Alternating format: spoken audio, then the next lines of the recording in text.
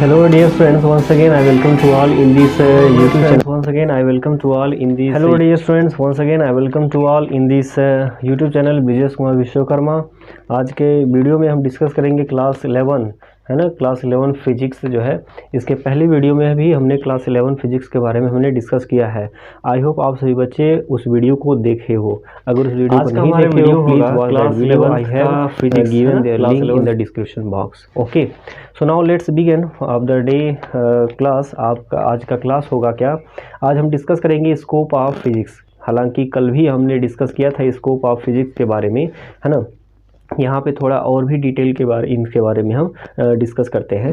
तो physics is basically divided into two types of physics. ये दो तरह के फिजिक्स में जो है ये बेस्ड होता है। ये पहला इसमें जो माना जाता है वो क्लासिकल फिजिक्स, यानी कि ये स्कोप ऑफ फिजिक्स की बात हम कर रहे हैं यहाँ पे, स्कोप ऑफ फिजिक्स। तो ये स्कोप ऑफ फिजिक्स में हम देखें तो यहाँ पे ये दो तरह के ये फिजिक्स हम यहाँ पे पढ़ते हैं। एक है क्लासिकल फिजिक्स और एक है modern physics. Modern classical physics किसे कहते हैं, आइए इसे समझ लेते हैं। Classical physics it is deal with the macroscopic phenomena. जितने भी मैक्रोस्कोपिक फिनोमिना होते हैं ये क्लासिकल फिजिक्स में हम स्टडी करते हैं। और सेम है जैसे ही इसका अपोजिट अगर मॉडर्न की बात की जाए, मॉडर्न फिजिक्स में in this kinds of physics we study about the microscopic phenomena, है ना। अब इसमें मैक्रोस्कोपिक में क्या क्या चीज़ें होती हैं आइए इसको हम समझ लेते हैं। तो ये किसके बारे में हम डिस्कस करते हैं, ये मैक्रोस्कोपिक है ना, macroscopic phenomena.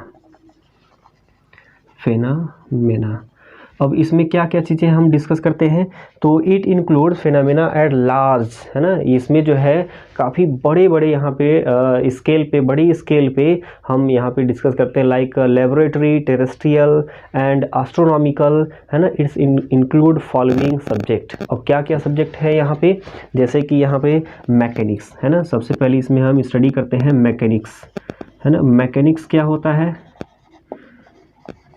It is a branch of classical physics. It is a branch of classical physics, ये या फिर ब्रांच कह सकते हो, it is a part of classical physics. Mechanics जो है, in this mechanics we study about the Newton's motion, है ना, laws of Newton's motion and gravitational force, है ना। हम इसमें ये चीज़ें स्टडी करते रहते हैं। जैसे कि हम स्टडी करते हैं कि in our surrounding there are too much kinds of particle and all the particle always move, है ना। वो क्या करते रहते हैं, मूव करते रहते हैं। Always they are all in motion, वो मोशन में रहते हैं वो।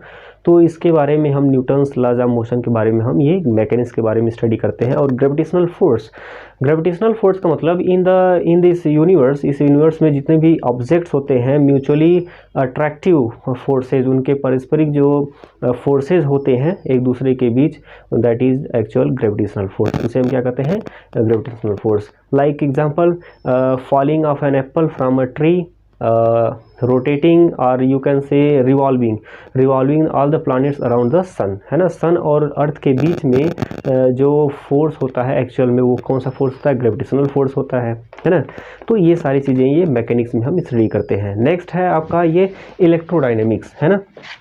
इलेक्ट्रोडायनेमिक्स ये हो गया इलेक्ट्रोडायनेमिक। ये क्या होता है इलेक्ट्रोडायनेमिक्स ये भी जो है, जैसा कि यहाँ पे इलेक्ट्रो का मीनिंग होता है इलेक्ट्रिक, है ना। हम यहाँ पे इलेक्ट्रिक करंट के बारे में, इलेक्ट्रिसिटी के बारे में, है ना। डायनेमिक मतलब यहाँ पे इलेक्ट्रिक मैग्नेटिज्म कह सकते हो आप, है ना। इलेक्ट्रोमैग्नेटिज्म अभी से कह सकते हो। तो in this electromagnetism we study about the electric current and the phenomena of the magnetic phenomena के बारे में हम स्टडी करते हैं, ठीक है ना। तो इसमें भी जितने भी पार्टिकल्स होते हैं, है ना, जो करंट पास होते हैं, जैसे कि वायर्स हैं, वो वायर्स में क्या होते हैं, when we switch on the bulb glow और फैन स्टार्ट, है ना। ये सारी चीज़ें चालू होते हैं ड्यू टू इलेक्ट्रिक करंट, है ना, इलेक्ट्रिक करंट के बारे में। नेक्स्ट है टॉपिक इसमें ऑप्टिक्स। ये ऑप्टिक्स क्या होता है, ये है optics. Optic it is in this optics we deal about the lights phenomena, है ना, लाइट्स फिनोमेना के बारे में हम स्टडी करते हैं ये। And this is also part of optics classical physics, है ना, क्लासिकल फिजिक्स का ये पार्ट एक होता है ये। थर्मोडाइनमिक्स क्या होता है? It deal with the systems in macroscopic equilibrium, है ना, and change in the internal energy, temperature and entropy etcetera. मतलब क्या हुआ कि ये जो एक थर्मोडाइनेमिक्स है ये मैक्रोस्कोपिक इक्विलिब्रियम है, इनके अंदर जो टेम्परेचर है, एनर्जीज हैं, एंट्रोपीज हैं, वो चेंज होते रहते हैं। वी डिस्कस अबाउट दिस, है, we study about this is the thermodynamics. तो these are all the macroscopic phenomena, ये सभी क्या होते हैं? मैक्रोस्कोपिक फिनोमेना ही होते हैं, in which we discussed all about this, है ना, जिसके बारे में हमने डिस्कस कर लिया है ये। हालांकि देखा जाए हमने आपको बहुत ही जल्दी से समझाया है, क्योंकि इसके पहले भी वीडियो में हमने सेम इसी के बारे में हमने समझाया था। इस वजह से आज जो है काफ़ी तेज़ी से हमने आपको थोड़े में ही शॉर्ट में ही हमने आपको समझा दिया है, ठीक है ना। अगर आपको पूरा वीडियो देखना है तो आप इसके पहले वाला वीडियो आप देख सकते हो। I have given the link in the description box. तो नेक्स्ट हम बात करेंगे माइक्रोस्कोपिक डोमेन के बारे में। What is microscopic? It includes phenomena at minutable scale, like जैसे कि एटॉमिक, है ना, मॉलिक्यूलर एंड न्यूक्लियर, है ना, ये मतलब कि बहुत ही छोटे फिनोमेना ये होती हैं, बहुत ही माइन्यूकुलेट जिसे कहते हैं हम, है ना। It also deals with the interaction of probes with electron, proton and other elementary particle. मतलब जितने भी एलिमेंट्री पार्टिकल होते हैं उनके बीच में ये अट्रैक्शन होते हैं, जैसे like proton to proton, proton to neutron, neutron to neutron. तो ये एलिमेंट्री पार्टिकल होते हैं जिनके बीच में ये अट्रैक्शन ये होता रहता है, जिसे हम माइक्रोस्कोपिक डोमेन में हम स्टडी करते हैं। तो कुछ यहाँ पे नोट है, यहाँ पे, है ना, यहाँ पे कुछ नोट करना है। Let me erase this. क्या हमको यहाँ पे नोट डाउन करना है? यहाँ पे ध्यान दीजिएगा, because when we go to the study about the science, जब हम साइंस के बारे में स्टडी करते हैं, and basically when we study about the experiment, जब किसी एक्सपेरिमेंट के बारे में, किसी थ्योरीज के बारे में हम स्टडी करते हैं, so there are the some term about which we should know, है ना, लाइक हाइपोथेसिस, जैसे कि यहाँ पे हाइपोथेसिस है, हाइपोथेसिस।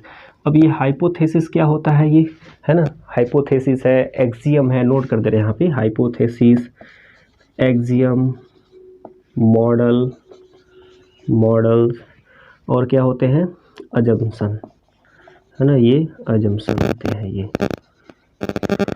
तो इनके बारे में हमें डिस्कस करना है। सबसे पहले हम क्या डिस्कस करेंगे? हाइपोथेसिस, है ना। हाइपोथेसिस क्या होते हैं?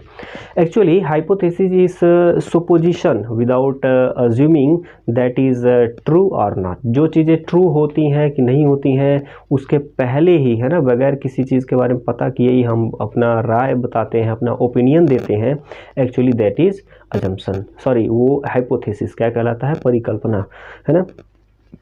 It may not be proved that can be verified through a series of experiment।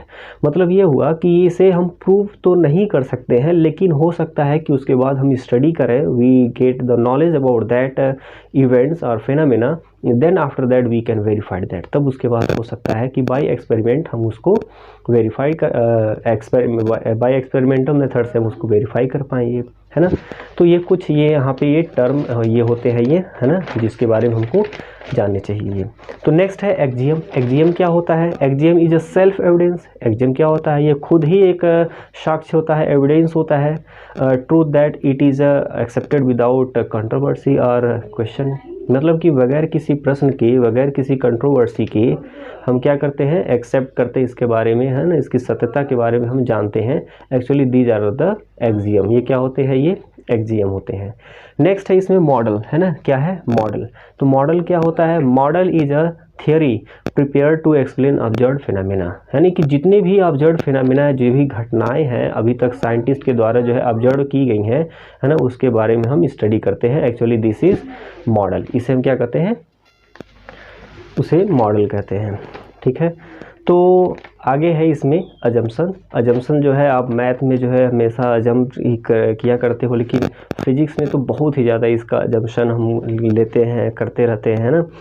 So what is assumption? Assumption is basis of physics. where a number of phenomena can be explained. These assumptions are made from experiment, observation and a lot of statistical skill. मतलब कि जितने भी assumption होते हैं हम bye experiment, है ना, experiment करके, ऑब्जर्वेशन करके, है ना, ये स्टैटिस्टिकल स्केल पे हम ये सारी चीज़ें अजम्पशन हम करते रहते हैं।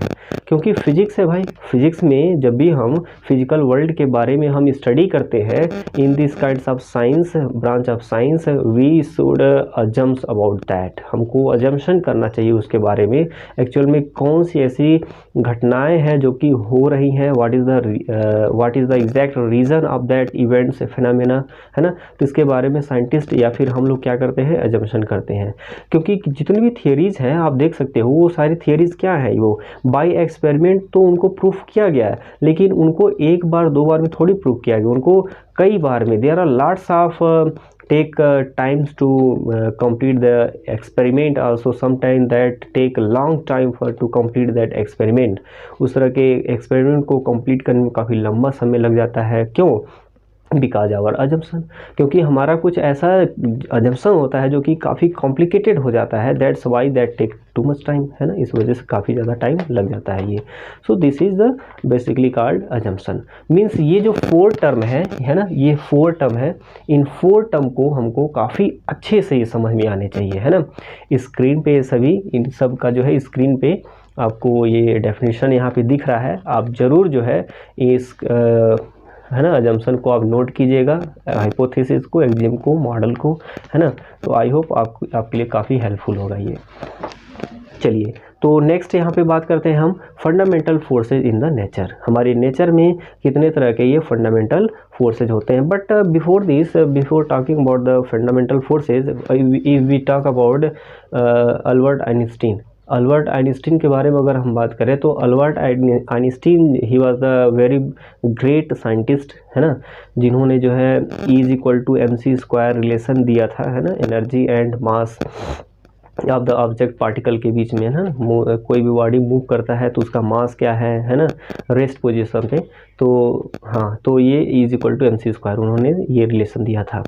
हाँ, आप सुने होंगे अल्बर्ट आइंस्टीन के बारे में। अल्बर्ट आइंस्टीन जो है, इनसे अगर मतलब ये इनकी थ्योरी अगर देखा जाए तो इनका मानना ये था कि in the universe, in the physical world, in this physical world, whatever there are the lots of forces occurring in the physical world, है ना। इस फिजिकल वर्ल्ड में बहुत सारे फोर्सेज हैं, कॉन्टैक्ट फोर्स है, नॉन कॉन्टैक्ट फोर्स है, अब इसमें फ्रिक्शनल फोर्स भी आ जाएगा, ग्रेविटेशनल फोर्स भी आ जाएगा, इलेक्ट्रोमैग्नेटिज्म भी आ जाएगा, है ना, स्ट्रॉन्ग फोर्स आ जाएगा, वीक न्यूक्लियर फोर्स आ जाएगा। So there are lots of forces, यहाँ पे कई सारे यहाँ पे फोर्सेज होते हैं। एज बिफोर दिस वीडियो, है ना, as in previous video I have talked about the unification। हमने यूनिफिकेशन आपको समझाया था कि what is unification। Unification means ये होता है कि there are the too much kinds of things present in our environment, but that those things make us confuse, जो हमको confuse कर देता है। but in the science we want to know in easy way, हम उसको easy way से जानना चाहते हैं, मतलब उनको बहुत सारी चीज़ों को कॉम्प्लिकेट न करके हम उसको यूनिफाइड करते हैं, है ना, यूनिफाइड करते हैं। तो यूनिफाइड करके वो सारी चीज़ों को हम स्टडी करते हैं। तो जब यूनिफाइड किया गया अबाउट ऑल द फोर्सेज, है ना, सभी फोर्सेज को, तो उन्होंने कहा कि देयर आर द 4 फोर्सेज, है ना। कौन? साइंटिस्ट, है ना। साइंटिस्ट का मानना ये है कि 4 ऐसे फोर्सेज हैं जो कि using all this forces we explain, we give the full description about any kinds of forces. इसमें जो 4 फंडामेंटल फोर्सेज में जो फर्स्ट फोर्सेज आता है, इसमें ग्रेविटेशनल फोर्स आता है। लेट मी इरेज दिस, है ना।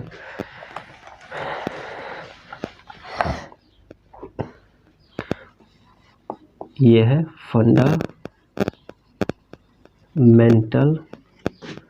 Fundamental forces in nature. हमारे नेचर में फंडामेंटल फोर्सेस कौन कौन से होते हैं? पहला यहाँ पे क्या होता है? ग्रेविटेशनल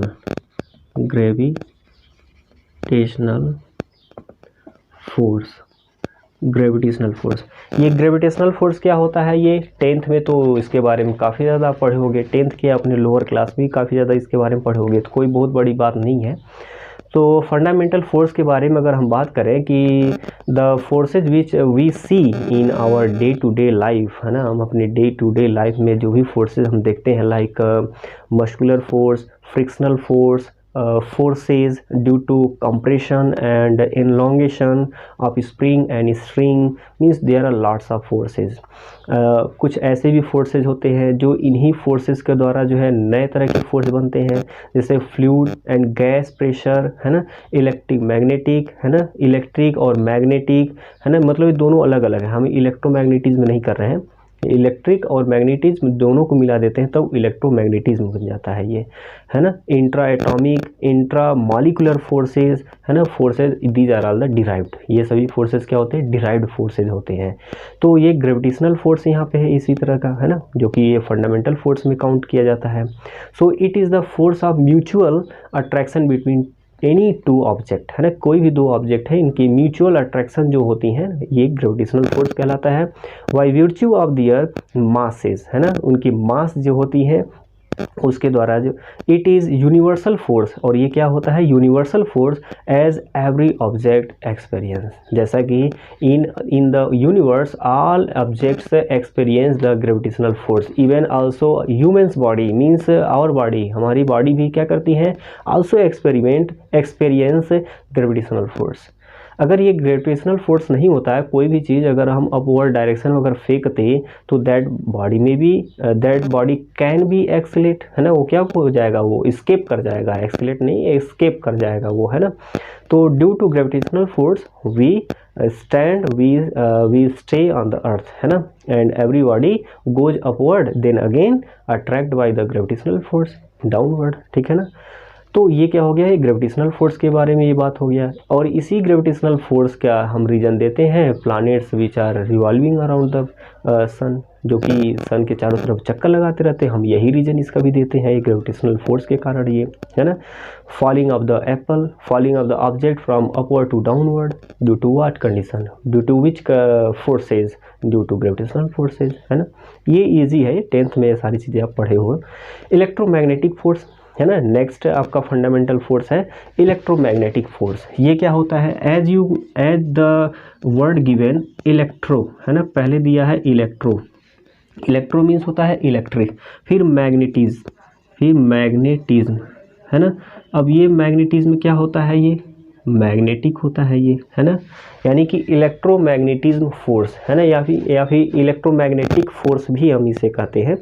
तो ये क्या होता है, it is the force between charge particle. अब जैसे कि आप पढ़े होंगे when any two charge particle rub and both are the like they will be repulsive force, there will be repulsive force, वहाँ क्या होगा, रिपल्सिव फोर्स होगा। If the charges will be unlike there will be attractive force, वहाँ पे attractive force हो गया। इसका मतलब रिपल्सिव और अट्रैक्टिव फोर्स किसके अंतर्गत आ रहे हैं, in which force this comes under the electromagnetic force, है ना, इलेक्ट्रोमैग्नेटिक फोर्स के अंतर्गत आते हैं ये, है ना।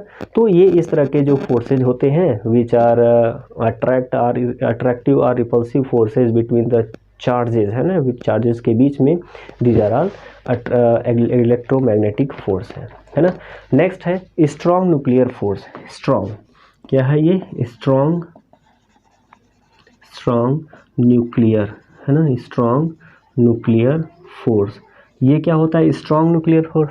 स्ट्रॉन्ग न्यूक्लियर फोर्स का मीनिंग जैसा कि आप देख सकते हो कि स्ट्रॉन्ग न्यूक्लियर मतलब न्यूक्लियर के बीच का जो फोर्स होगा ना, न्यूक्लियर्स के बीच में जो फोर्स होगा वो स्ट्रॉन्ग होगा। अब कैसे, it is the attractive force between proton and neutron. अब जैसे एलिमेंट्री पार्टिकल हैं प्रोटॉन और न्यूट्रॉन, तो इनके बीच में जो फोर्सेज होते हैं ना, जैसे कि ये मार्कर है। अब इस मार्कर के जो particle constituents of the particle की अगर बात करें, it's having the molecules like a proton, है ना, जैसे कि प्रोटॉन है, न्यूट्रॉन है ना।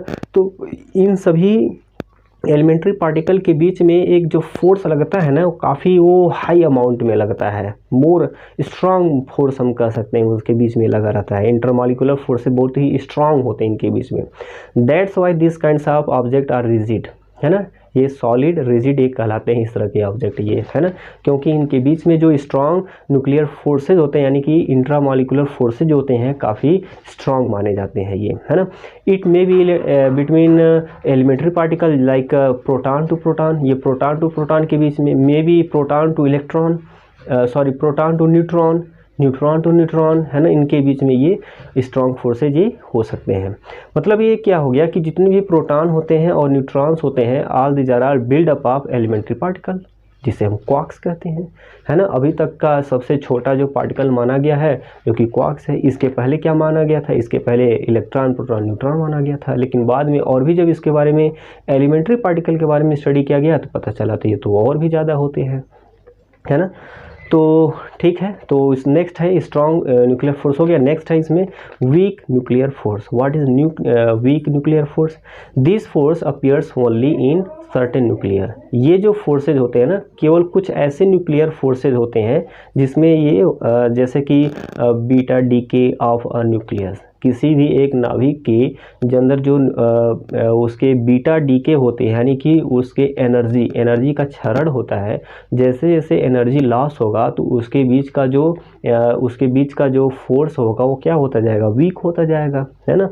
तो इसका मतलब वो जो वीक न्यूक्लियर फोर्स होगा, है ना, वहाँ पे काफ़ी धीरे धीरे due to loss of the energy वो क्या होता जाएगा, वीक होता जाएगा, ठीक है ना।